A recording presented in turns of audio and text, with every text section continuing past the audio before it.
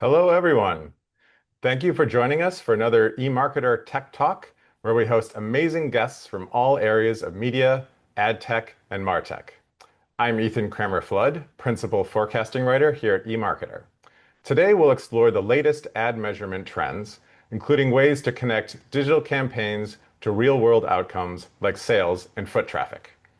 Joining me in eMarketer's New York City studio is Brandon Rhoten, CMO at GroundTruth. Welcome, Brandon. Thanks for having me. Glad to have you. We also have Matt Knight, CTO at GroundTruth. Welcome, Matt. Thanks for having me. And joining us remotely today is Kevin McGehee, EVP of Analytics at Horizon Media. Hello, Kevin. Hello, great to be here. And of course, last but not least, my colleague Max Willens, Senior Analyst here at eMarketer. Hello, Max. Hi, Ethan. Hi, guys. So Max will kick things off with an overview of the state of ad measurement before leading a great conversation with today's guests from GroundTruth and Horizon Media. Afterwards, we'll open it up for Q&A. Please use the chat window on your right to submit questions and to communicate with other audience members as we go along.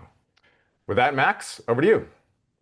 Thanks, Ethan. And thank you all for joining me to discuss one of the most interesting and also somehow least sexy areas of media and advertising, ad measurement.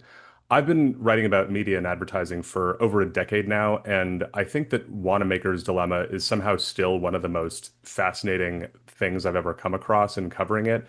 Everybody knows this quote, right? It's half of the money I spend on advertising is wasted. The trouble is, I don't know which half. I've never been able to find an exact year that Wanamaker said this, but John Wanamaker died in 1922, which means that we're talking about a concept that is at least 100 years old, probably more like 150 years old. And what's crazy to me is that this concept is still very much alive for quite a lot of marketers. So in Wanamaker's day, I would say they had a pretty good excuse. Radio wasn't really even a consumer technology yet, but in 2025, we think that at least 82% of all ad spending is going to be digital. By 2029, it's going to be close to 90%. And with this ever pooling increase in money that goes into digital, this sense that advertising's impact can and should be measured is strong, and it's really never been stronger.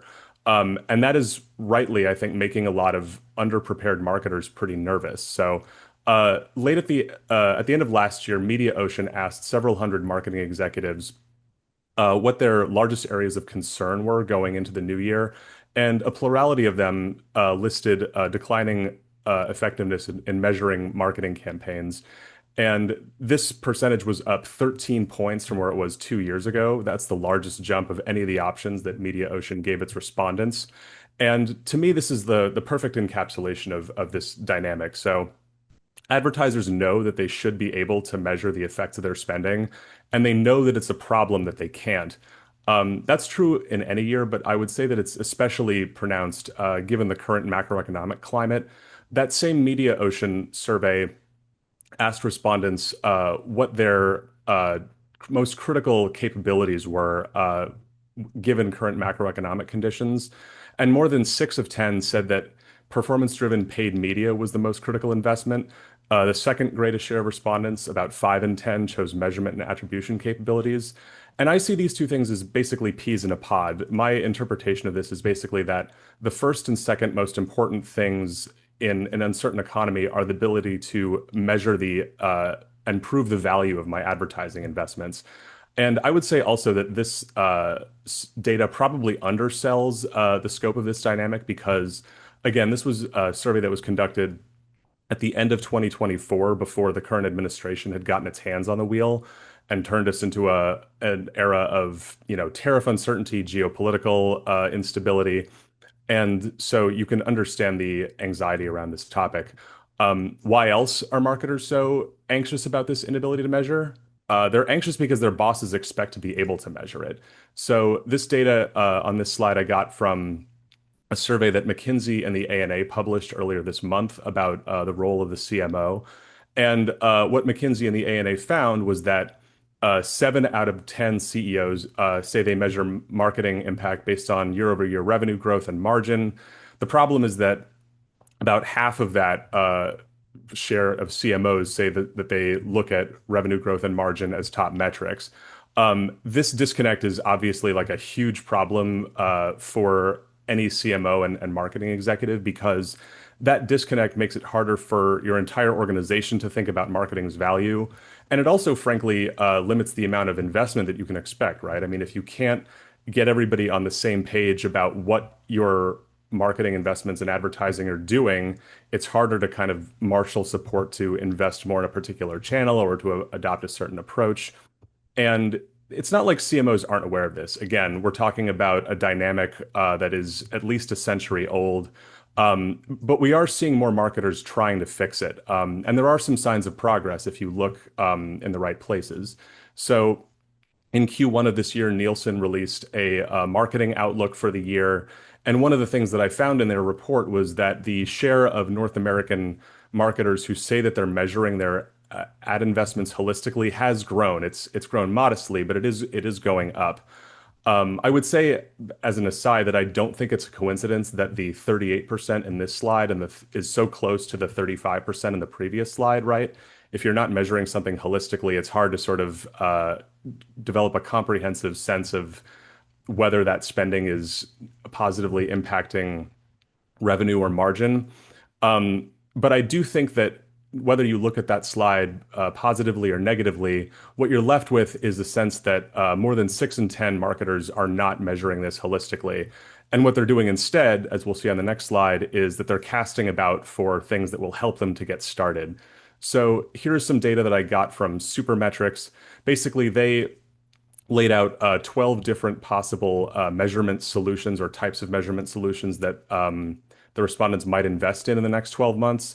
And the thing that leaps out to me about this slide is just how big a response most of the options got. So 11 of the 12 options were selected by at least a quarter of the respondents. This to me speaks to how kind of complicated and multidimensional advertising can be in 2025. But it also speaks to how abstract this is for a lot of marketers, right? Like if you're still planning on investing in something that's going to allow you to test for incrementality or A/B test certain campaign types or a data-driven attribution solution, you're still probably casting about for a set of metrics that you feel are going to guide you in the right direction. And I think that this challenge with finding the right metrics is especially difficult in this moment and in this industry. So this data here I got from Sky's most recent State of Retail Media report, and it highlights 10 possible definitions of the concept of incrementality. The thing that leaps out to me from this slide is that 7 of the 10 options were chosen by at least a third of the respondents. And you could probably have a look at these slides after the fact, but what you'll find is that a lot of these definitions differ quite substantially from one another. This is not just 10 gentle rewordings of the same idea. This is several very different metrics or aims that are articulated here. And I think that that's part of the problem. And looking at this kind of lack of consistency, abundance of confusion, you can see why a lot of marketers chose to stick to vanity metrics for so long, right? It's hard to get your arms around this stuff sometimes. But as we've been discussing for the last several minutes, we have reached a point where marketers understand that fluffier, lighter stuff doesn't really cut it anymore. And it is coloring how they approach their jobs, I would say. So I would say there's evidence if you look around that some are trying to get smarter about their approaches to different channels. This slide right here uses data that we got from a survey that we conducted in partnership with Spotter. And what it shows is that a plurality of the respondents listed better ROI measurement as their top priority for creator campaigns in 2025. And this to me is, a sign that people are trying to do this the right way, right? They're looking at a channel that is very hotly tipped, expanding really quickly, lots of hype around it. And rather than go with the old method of we're going to grab the fluffiest metrics, the lowest hanging fruit, we're going to try to be smarter and more rigorous about this, right? So this is the good version of a response. But there is also, I would say, some evidence that marketers are also continuing to grab for newer, shinier versions of the easy button, right? So this is data from Tenuity, which shows over time the share of retail advertisers meta budgets that are going to Advantage Plus campaigns, and what it shows is that that share has basically doubled in less than 2 years. And this is, again, tons and tons of money going to a product that is defined as much by its opacity as it is by its results. And this to me underlines one of the main risks of operating in marketing and advertising in 2025 without a clear, strong sense of which metrics you're driving toward and what methodologies you're using. Because as advertising gets more automated, marketers should want to have a detailed, deep sense of what they're measuring and how, because we're on the precipice of an era where every step of this process is going to, I think, be more automated and more mediated by artificial intelligence. For a marketing operation or brand that has a good sense of which metrics to use, this is probably really exciting, right? It's a chance to bring more efficiency, more insight into a process that you already have a good grip on. But for the companies that don't, that are still kind of getting by on stuff that's a little squishy, a little bit indirect, a little bit adjacent, you're effectively in a position where you might be locking yourself into bad habits, an incomplete understanding of what you're doing and what inputs deliver which kind of outputs. And this is and being basically right back in that Wanamaker position of knowing that half of that money is going to waste and not being sure which half. So with all that in mind, I thought it would be smart to bring our guests back in to talk a little bit about how brands can get back to finding metrics that deliver value and deliver clarity around what it is that they're doing. So please join me in welcoming back Brandon Rhoten, CMO of GroundTruth, Matt Knight, the CTO at GroundTruth, and Kevin McGehee, the EVP of Analytics at Horizon Media. Hi, guys. What's going on? How's it going? Don't get a lot of how's it goings, but I'm glad you're all here. So I want to start with a why question. So I talked a lot about in the wind up about how brands are continue to kind of lean on the crutches of lighter, fluffier metrics. What is keeping agencies and brands from weaning themselves off of these things? Kevin, I'll start with you. Yeah, definitely. Well, first off, great presentation, Max, and thanks again for having me today. I think when I think about just these vanity metrics in general and why advertisers and agencies are so reliant on them, first and foremost, familiarity and ease of access, I think is really has a lot to do with it. Vanity metrics, they're everywhere. They're standardized, they're easy to report. But often they're mistaken for progress or success in the marketplace, and they're not really inherently diagnostic or predictive of outcomes. But again, I think that ease of access really has a lot to do with why a lot of advertisers are leaning so heavily into them. Yeah, I'd say just to build on that, the ease of access can't be overstated here. I mean, literally everybody's got a Facebook account, an Instagram account, and you can see how many likes you get when you post up something personally. So just the fact that everyone is comfortable like jumping on a post and seeing the activity of that post means it's really easy to talk about, and vanity metric that you can hold up in your own personal life. Just the flaw, and Kevin just said it, the flaw is that has nothing to do with the results in the business necessarily. So if your outcome you're intending to get as a business is something like draw people into a retail location, it doesn't matter how many likes you get, that doesn't correlate to that outcome. So I think that's really what's on marketers to challenge what is the right metric to consider and how do you ensure that that aligns to something that your CFO and your CEO and your organization can actually get their heads wrapped around. Yeah, it's a little bit like comfort food, right? They're really convenient, really easy to access. They're right on the shelf, but they don't tie back to a healthy business. And we always encourage folks, to look to bottom line.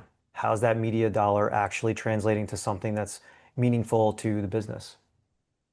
So give me some examples of people actually kind of weaning themselves off the junk food, right? Like maybe I'll let the ground truth guys start here. Like, what are some examples of companies you've helped kind of eat better, so to speak, and how did they do it? Well, if we're going to talk about eating better, we got to talk about food, right? So, we have a lot of restaurant brands work with us because they need specific outcomes. You need people to show up in the stores. As franchises say, butts in seats. If people don't physically show up to a restaurant, you aren't going to get sales. So we have brands like Dave's Hot Chicken that we work with and many, many other QSRs where their objective is literally, I want new people to show up to my restaurant and get that specific. I want new people to show up. So we ran, a bunch of test cases with them and run media with them all the time. They were able to get 75% of the foot traffic they drew in, which increased their sales per location by about 8%, to be new customers because they started with that outcome in mind, a very specific, defined outcome that was meaningful to the organization, driven by media. Yeah, we love those types of tests, right? Where clients come to us and they know exactly what they want. It ties directly to a bottom line metric, and we can show lift. That's a great case study where we actually showed 75% of those customers were new. Those were new people that wouldn't have otherwise walked into the door, and we can attribute it directly back to the visit using our blueprint technology. So we love opportunities to talk about that because it cuts through the fluff and it gets directly to something that's attributable to the business. I like that Yeah, a and lot. Oh, go ahead. I was just going to say, just to build on that a little bit, I think, when you kind of nailed it as far as just tying everything back to a more tangible business outcome. And I think, one thing that we've been doing a lot with clients is this, kind of concept of a metric mapping type of analysis that really kind of showcases a little bit of how some of the diagnostic platform metrics can really become kind of truly predictive, or how they're truly predictive of down funnel business success, like a sales or subscription or foot traffic in the case of Dave's Hot. And I think, through that type of analysis where you're really establishing that true cause and effect relationship, it's a lot easier for clients to pull back on some of that over reliance on, those easy to access vanity metrics. Yeah, that's Kevin, I want to build on this a little bit. So, I talked in my presentation about how there is this kind of, there's no shortage of alternatives, right? Like there's no shortage of metrics or KPIs you can aim toward. But if you're a marketer trying to move yourself along, what are some examples of replacements that feel semi-comparable where you're not completely reorienting the way that you're thinking about, what you're driving toward? I'll let Kevin, you start, and then Brandon and Matt, you can chime in as well. Yeah, certainly. So, earlier I was talking about that metric mapping analysis, and ultimately what comes out of that is this composite score that allows us to really kind of blend the value of all these different metrics on platform and weights them based on their relationship to business outcomes. Because at the end of the day, clients really, they just want something to track that feels a little bit more tangible, but also very predictable and actionable. So for us, creating that meaning, like I said, building up that cause and effect relationship, and having this composite score mentality has really helped us evolve away from, just these smattering of data points from these vanity metrics that are really difficult to triangulate. And then, secondly, from that, building up a relationship with, rigorous kind of unified attribution modeling as well, and really, connecting the dots more seamlessly between what you're delivering in market, tying that through first party data connections to outcomes in the marketplace, and really tracking, here are all the exposure touch points leading to that conversion. Here's what incrementality looks like, when you're pushing and pulling all of these different levers in the market, and how that ultimately translates to down funnel success. Brandon, anything to add there? Yeah, I would just throw out, Kevin just said it. You got to map with the end game in mind. What is the objective you're pursuing? And then what are the correlations and the causations of that outcome through your media channels? This is complicated when you're buying a big funnel with things at the top and the middle and the bottom, and you want to be sure that everything is adding to that outcome. But if you don't start with the outcome, it all falls apart. So we're big believers in work with partners that can let you connect the dots to that outcome at every layer that's possible for you. and ensure that you're always focused on that outcome. So, and define the outcome. And it's a business outcome. It's not a media outcome. You don't say, I want likes, I want impressions even. You say, I want brand awareness. And this is how I'm going to measure that brand awareness. And then I'm going to track back. Or I want foot traffic, or I want check growth, or I want market share shifts. Define the specific P&L-like outcome that your organization can align to and ensure that you have the right connection points, the right data feeds, and the right partners that let you actually feed whether or not you're accomplishing that outcome. Makes a lot of sense. So, we've talked a bunch about sort of, weighting and correlating different metrics to sort of assign value to them. But I'm curious to hear what you guys think about just kind of the approach to measurement at a channel level, right? So, mobile, CTV, audio, depending on the brand, these can each be immensely important, but they often, require radically different, approaches to measurement generally. Are the rules different for each channel, or is there actually kind of a unified approach that you can bring to bear across a bunch of different, digital channels? Matt, I'll let you take this one first. Yeah, I think each channel definitely, Max, has its different characteristics, right? So you're not going to track listen through rate, on CTV. You're not going to track video views necessarily on mobile, although you can. So although each one has these more upper funnel signals that you look to, at the end of the day, you should really be measuring them equally across the board with real world outcomes, right? So like Brandon was saying earlier, we've actually flipped the script on this, and we feel like every media dollar that you spend, regardless of channel, should be attributable directly to some business impact. Um, we actually flipped the script on this in engineering at GT, where we built the measurement and attribution stack first before we brought the media into the platform, because we believe strongly that if we're going to bring a new media channel into market, there should be some value add to it, and that value add should be measurable. So, for example, mobile, that's our bread and butter. We've been measuring foot traffic, visits, and we can attribute even to sales through first-party data through mobile. We've been doing that a long time, but now CTV, we can track visits as well. Audio, we can also track foot traffic now too. We built the measurement stack for that in 24 and just recently launched audio in 25. So through a lot of rigorous testing, we make sure that that measurement is sound first before we bring that media in, so that you can have a consistency across that measurement regardless of channel. And I would just add, I think, people pick different channels to do different things sometimes, not necessarily different outcomes, but for different marketing goals, right? You're going to pick a CTV or a digital out of home or an audio campaign, probably for more of a top-ish funnel sort of thing. You're going to pick things that directly convert, things like mobile, to get to more of a performance, play. But the wonderful thing about, media in 2025 is everything can behave like performance if you want it to. And you can connect the dots throughout. If you have a good, do your homework in advance, as Kevin sort of alluded to, work with partners that are actually thinking about the outcome as the start of the process instead of, just spend media dollars with me as the start of the process. You get to those outcomes much more cleanly and in a consistent way that lets you balance out each of those layers. So I think Matt's totally right. You have to think about especially the leading indicators differently, but at the end of the day, the outcomes are still all oriented the same direction if you're working with the right partners, so you can measure those outcomes. Kevin, you get the last word here.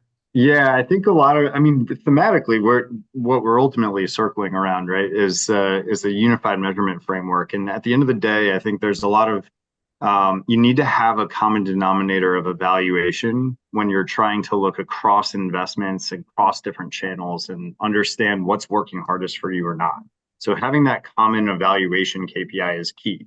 Now, there's a lot of nuance to the ways in which you can optimize within mobile or CTV or audio. And I think, based on the data points and KPIs that are available within those channels, like, we should be thinking about those as really intra-channel optimization opportunities. But for that cross-channel insight, like Brendan keeps saying, start at the end, right? Have that business outcome in mind. Use that as your North Star, but always, lean back into some of the nuances of each of those individual investments to find how you can really maximize that impact in context with everything else that's happening. And just to add to that one more second, Max, sorry to jump Oh, back sure. in, but we have a lot of clients that it is much more effective to stack mediums. You can see better outcomes from stacking those mediums. We've got examples of, CPG clients like Belvita that'll drive 200 plus thousand visits just to target because they did the right digital out of home with the right mobile campaign. So stacking those programs all with that outcome in that intention in mind and building to the right mediums that are delivering against that outcome is really the critical thing to get to the outcomes at the end of the day. That's interesting.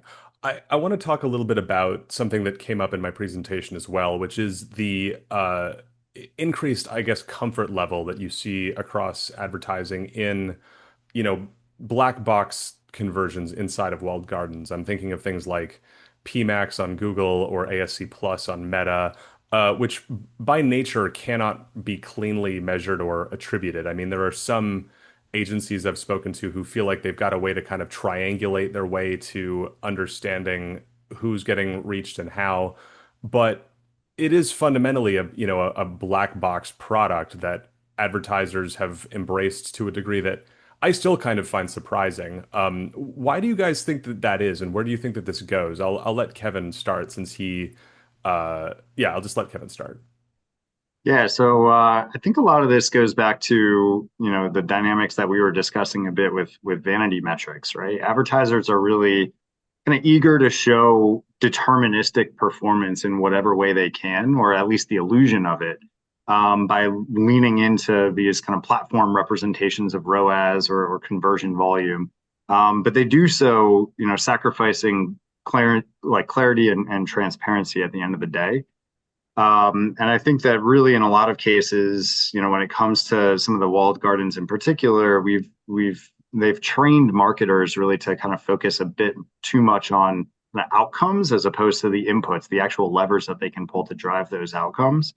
And at the end of the day, that promise is you set the goal, the machine takes over and handles the rest. And while that's really enticing, it does come with that trade-off of less visibility into what's actually working.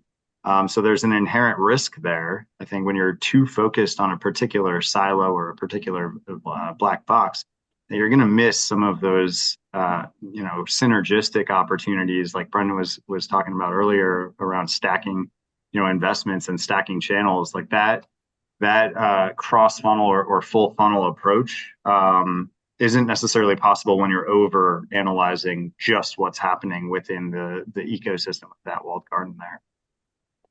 Matt, what do you think about this? Yeah, I think the automation's here to stay. I don't see that going anywhere. In fact, I see it, more and more of it. But I do think this black box methodology is something that we should probably take a closer look at. Um, Transparency is huge for us. I mean, the Dave's example that Brandon was talking about earlier, those 75% new customers, we knew they were new because we were able to connect to their first party data, look at their point of sale, and have a very transparent conversation about what customers were new and what customers we had seen before. So that's very reassuring. I think when customers have access to a little bit more transparency, trust is much greater. So it's tricky, right? These are enticing, very similar to the fluff metrics we were talking about earlier. These are enticing products. They do perform well within their own ecosystem, but I think you got to compare it across different channels, and you have to bring your own data to play. So I think we're going to see a rise in that type of open interoperability with APIs and also first-party data solutions. Brendan, I'll give you the last word on this one. Yeah, it is the easy button, and there's nothing wrong with making life a little easier. But at the end of the day, every marketer that's spent serious money, that's put big campaigns in market, knows that you are tying your hands behind your back if you're only in one walled garden. And every walled garden will take credit for everything that happens in your business that's positive anyway. So I think you have to work with partners that are willing to provide you the channels you need to be effective, to get to that outcome, rather than just be stuck in one specific walled garden. Though you should probably be working with the Metas and the Googles of the world as well. You just can't close your mind to the rest of the world that's available to you as a marketer. Yeah, and just a quick add-on on that. I think that ultimately, like, there is a little bit of a middle ground here, right? Like Matt said it earlier, there's not, the platform automation is not going anywhere. But I think it really emphasizes the need for auditable insights or third party kind of evaluation that sits on top of that platform automation to understand, well, hey, we're cranking away on this in this walled garden, but is it actually doing anything from an incrementality perspective on sales and foot traffic? I think that's a great note to round things off on. Thank you, Brandon. Thank you, Matt. Thank you, Kevin. I thought that was great. Ethan, I'm sure the audience has been chipping questions in since we started. Should we move to audience Q&A? Yeah, absolutely. First of all, that was great. Thanks, everyone. Really interesting stuff. And hats off to all of you here for trying to solve a problem that dates back 150 years. Even in this age of digitization, it's the same challenge. And all I could wonder is what were Wanamaker's vanity metrics, I wonder. Max, you got to figure that out for me. So we got a whole bunch of questions came through, and we will do our best to get to as many of them as we can. So let me just kick it off here. Question one, what's a change I can make to my measurement strategy if I have a limited budget and can't tap into measurement partners or more complex media mix modeling? Brandon, that sounds like that might be for you. Yeah, I mean, as somebody who's built an MTA and a media mix model and a bunch of other things in the past, it is super expensive. If you don't have many tens of millions of dollars to spend on media, it's impossible. The suggestion we always give is treat this like a test, right? Where you're going to have a specific outcome you're seeking. You're going to work with a partner that you know can measure that outcome and provide media, or you'll have media and measure the outcome separately and learn. Just run tests to learn, is there an actual sales lift associated with this buy? Is there a foot traffic list? So start small, but with a very specific outcome and a partner that you know can actually deliver attribution against that specific outcome. Gotcha. Thanks. Great. Second question. How can I move away from vanity metrics? I'm not sure how to directly measure impact from my ad campaigns. Kevin?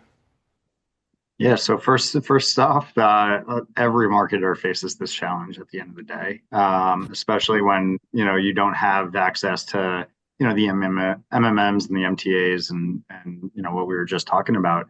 And like we talked about at the very top of the conversation, I think a really good starting point is just identifying those metrics that have a proven relationship with actual business goals and ensuring that you're using those business goals as really that source of truth at the end of the day. So identifying that cause and effect relationship. Brendan, you had the phrase earlier of doing your homework up front, right?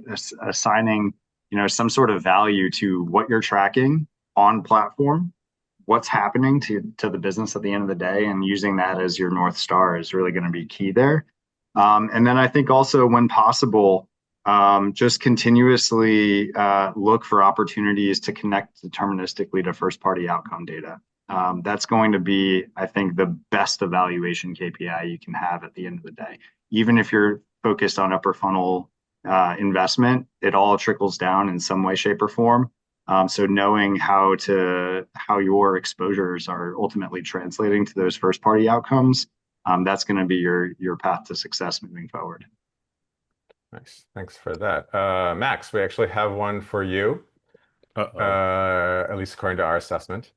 So it seems most solutions are designed for large brands, campaigns, or ad spend. Have you seen any data that shows priorities or best practices for smaller fish, whether they are a small publisher or a smaller brand? And of course, everyone else can chime in on that too. Yeah, I'd be much more interested in hearing what our esteemed guests think about this one. But I would say that, to echo something that Brandon has said a couple times this afternoon, if you decide that you really want to make all of your spend about one outcome, it's possible to sort of to get there without spending the considerable sums that are required for, a media mix model, for example. And I think that without getting over my skis too far, I would say that that's probably the simplest you can make it, will put you in good position to, have your spend deliver clear action without feeling like you are, twisting in the wind too much. But I'd love to hear what our panelists think about, how to approach this if you are, not a global CPG brand or something similar in size. I mean, I would just kind of build on what I said before. I think you pick one thing, focus on Yep. that one thing with one good partner that will let you understand the causality of the media, and then you build on what works. Just double down on what works. An MTA is a great thing to have if you can afford it. 90% of brands cannot.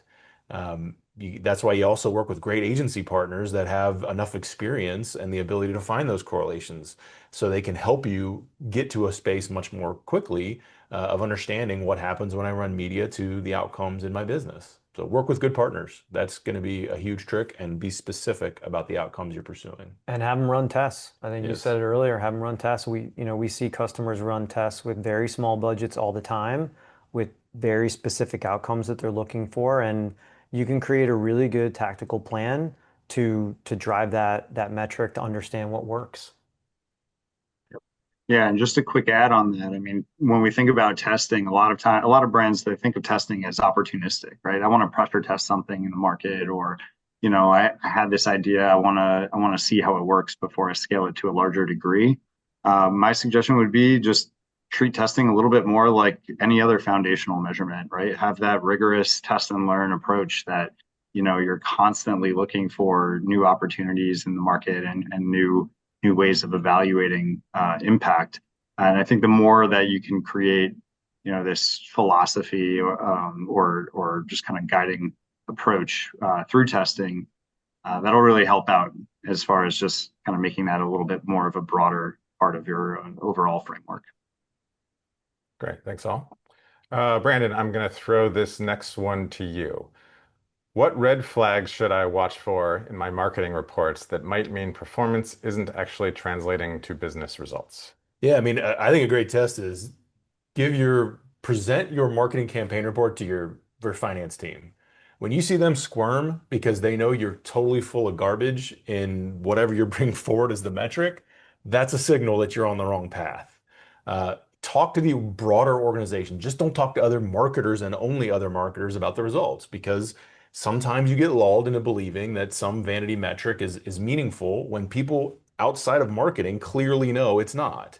So the biggest test to me is ask yourself, is this something that someone in finance would actually report as a success and that would correlate to a business outcome? If the answer is no, it's probably a vanity metric. Matt, I'm going to bring you in here. How are organizations leveraging multi-touch attribution models in 2025? I think that's a great one for Kevin. Do it. Pass it along. But yeah, let's pass it along to Kevin on that. Kevin, what do you think about MTAs in 25? Yeah, I think MTAs. So I think of MTAs as, there's like the legacy approach of MTA that has a lot of limitations to it as far as being overly digital focused. It doesn't have really that omni-channel unified view that I think a lot of the world's progressing toward today. What we see from a client perspective is that a lot of them are migrating toward this world of building out a data ecosystem that allows you to track online and offline conversions alongside online and offline exposure behavior in whatever way you can. And the only way to really do that is to extend your thinking of MTA to go beyond only the one-to-one world and instead be a bit more data agnostic by nature. So, some platforms don't allow you to make those one-to-one connections the way that, was historically required for MTA. But what we've been working a lot with brands on is understanding how we can still tap into aggregate data sources, pull those aggregate data sources alongside one-to-one enrichment where possible, and to make a lot more meaning out of our data through that more unified approach to it. Within channels, certainly there's a lot of opportunity to lean into some of the platform reported KPIs for that intra-channel insight. But when it comes to anything cross-channel, I think that really this data agnostic unified approach is really where the future's where the future's taking us at the end of the day. We do only have time for one final question, but Matt, I am going to get you in here, I promise. So the question is, we're running campaigns across mobile, CTV, and social.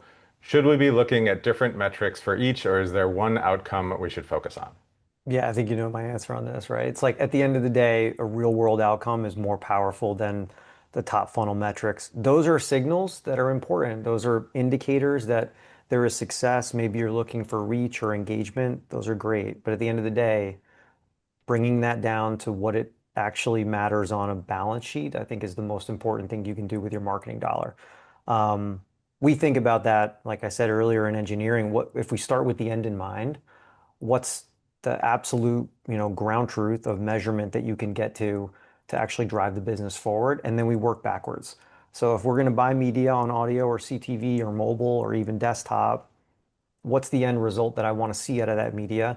There are signals along the way that seem to lead us along to think, yeah, this is going to be successful, but ultimately we want it to show up in foot traffic or sales, and we want to be able to connect into those first-party data providers to understand that there's actual impact there, even incrementality there, to show that that ad dollar actually led to a real-world outcome or a real business result. Any final thoughts for anyone? We are just about out of time on that question or any other. All right, fantastic. We nailed it. Fantastic tech talk. Everyone, thank you so much. Thanks to all of our guests. Thanks to Max, Brandon, Matt, and Kevin for sharing their perspectives and for answering all of those great questions from our audience. We do really appreciate it. Before we wrap up, let me take a moment to tell you all about eMarketer's other media channels. Please do visit emarketer.com to register for upcoming live analyst and tech talk webinars and to sign up for our newsletters. Also, don't forget to check out our various podcasts, sometimes featuring me. That would be Behind the Numbers, a Reimagining Retail, and the Banking and Payments Show. Listen everywhere you find podcasts, and you can also watch on Spotify and eMarketer's YouTube channel. Keep an eye on your email for a link to today's playback, and of course, feel free to contact us if you have any other questions. Thank you all for your time. Thanks again to Max, Kevin, Matt, Brandon, the team at GroundTruth, our eMarketer studio team for all their great behind-the-scenes work for making this all possible. And we will see you all on the next Tech Talk.